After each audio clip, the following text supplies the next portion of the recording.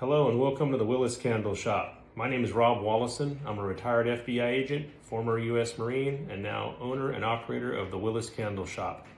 Built right here in Texas in a metal accessory building on my property right next to my residence. No warehouse, no agency, just wax and grit.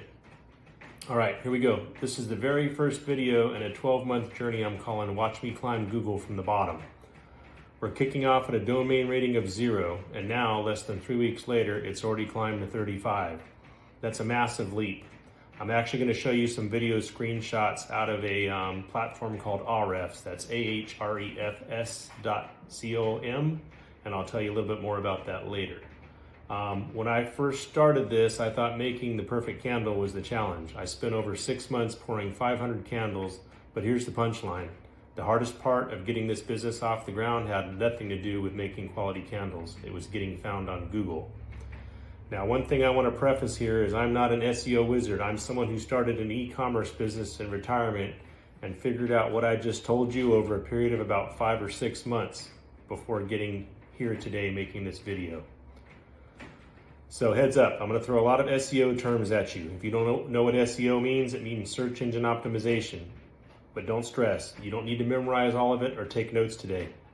If you stick with me through these monthly updates, you'll know this stuff like the back of your hand over time. You can ask me questions, shoot me an email, or reach out to me through the blog at my website, williscandleshop.com. I'll walk you through anything that's unclear so you can apply this information if you decide it's suitable for you and your e-commerce business. And to my fellow veterans or anyone approaching retirement, this is for you. Don't wait until the day you clock out to start building your next chapter. Whether you're separating from service, pivoting careers, the best time to get your digital foundation in motion is 18 to 24 months before you launch your business. Had I run my candle testing and my SEO strategy in parallel, I'd already be converting today. What does converting mean? That means I would actually be ranking in Google. I would actually have site visits. I would have sales. I would have candle sales that I would be processing right now instead of making this video. So I say that because I thought the hardest part, once again, of starting the business was figuring out how to make quality candles, which I spent 6 months doing and neglected any of the actual important factors that I'm sharing with you right now. So let's go ahead and help you get started so you don't have the same delay I did. Okay, so what is this series about? This isn't about Facebook ads, it's not about influencers, it's not about hashtags, it's about real SEO, ranking organically in search results by building trust with Google, which is what all this comes down to. Everything we're talking about in this video today, whether it's backlinks, meta descriptions, basic factors of search engine optimization, keywords, alt text, H1, H2, and H3 tags, which we may not actually get into too much today, but we'll get into in later segments because I don't want to overload you. It's all about establishing Google trust. Because at the end of the day, when someone looks up something like, a red frosted candle, or a coconut soy wax candle, or some other blend of product that I make at my business, I want Google to decide to put me up on page 1, page 2 at the minimum so that they don't scroll very far looking for my website before they click on it. What's the dilemma? Right now, I don't appear on page 1, I don't appear on page 5, I don't appear on any page. If you use a laptop or a desktop, you'll realize that Google has a limit on how many pages they'll actually give you before you actually have to enter another keyword search for something you're looking for. And I don't appear on any of them. So something to be aware of, even with a domain rating score of 35, which I just acquired in the last couple of weeks, does not matter because that trust is not established with Google. That takes time, and in my best estimate from the research I've done, it looks like it's probably 6 to 12 months, if not a little longer, on appearing on page 1 and 2, Google search engine response pages, better known as SERPs. That's basically when someone enters a keyword search looking for a product you sell, that response of pages that you scroll through when you do it looking for something are SERPs. And you'll notice you'll see companies that appear over and over, but you may not be seeing your own. That's because they're established, Google trusts them, they have good domain rating scores, and they've been around a while. Okay, so basically once again to recap, you're gonna get a video once a month over the next 12 months. It's gonna be at my YouTube page at williscandleshop.com. And you can actually go to williscandleshop.com and also click on a matching blog that'll coincide with the actual YouTube page as well. And that would be a good place if you have questions to share, because then everyone else can see them who actually may have similar questions. But you're also more than welcome to email me directly at Rob Wallison, that's ROBWOLOSZYN at williscandleshop.com. And I will certainly get back to you as soon as practical.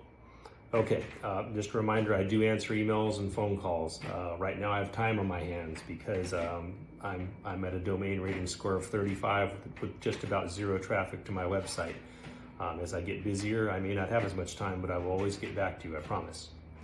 Okay, so I'm using Shopify in the capital theme, but this applies to any e-commerce site. Every product needs a title under 60 characters. In other words, for example, what do you call your product? I have the 10-ounce white frosted vessel, and I actually call it 10-ounce white frosted vessel.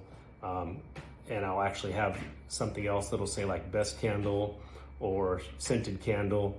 And that's how I name my products. If you go out to my website, you'll see I put vertical divider bars between keywords to kind of separate them out a little bit. It's really more just for structure and visual appearance. But that would give you an idea. If you look at my actual product titles and go out to the website, you'll see that almost all of my titles are under 60 characters. Some of them are right at 60, maybe 61 or 62. And why is this important? Because Google has a limit on how many characters they'll put up about what the item is you're selling. So if you wait until character number 65 or 70 to start telling someone that your particular item is maybe 10 pounds or is a black colored rod or some type of cup that you sell, in that descriptor of your title, it's not going to show up in Google, and people that would buy your product aren't even going to see it. Okay, so once again, we're working on descriptive keywords, clean URLs. If you're wondering what URLs are, it's basically your website. In some cases, what we're going to be referring to as URLs for like blog pages. So for the Willis Candle Shop, it would be williscandleshop.com/blog, another / for news, and then whatever I call that particular blog or article that I'm writing at the time. It might be something about how to burn your candle safely. Okay, and let's look at that. So how to burn your candle safely is actually 6 words. Most URL slugs, that's the piece that goes in after Willis Candle Shop /blog /news, should be 5 words or less, and probably somewhere between 40 and no more than 70 characters. So use that as your guide. The next thing we want to talk about is, if you aren't familiar with keywords, you need to have keywords spread throughout your product and collection pages. And this goes in the section where you talk about your product. A lot of people refer to it as the content section of your website. Shopify calls it the description, and it's basically right below the title if you're entering the description of your item that you're actually selling.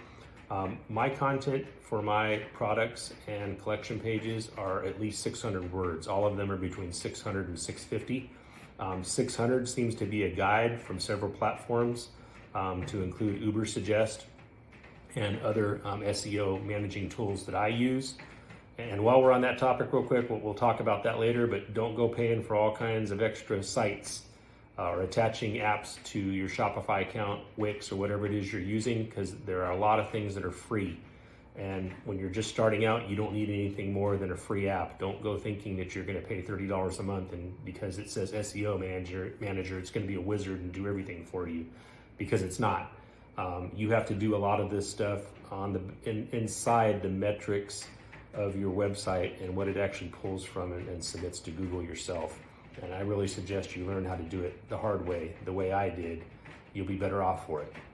Okay, so back to keywords. So I have approximately 90 different keywords that I actually use at the williscandleshop.com, and they're all woven between all my products. I try not to list one more than once on a product page.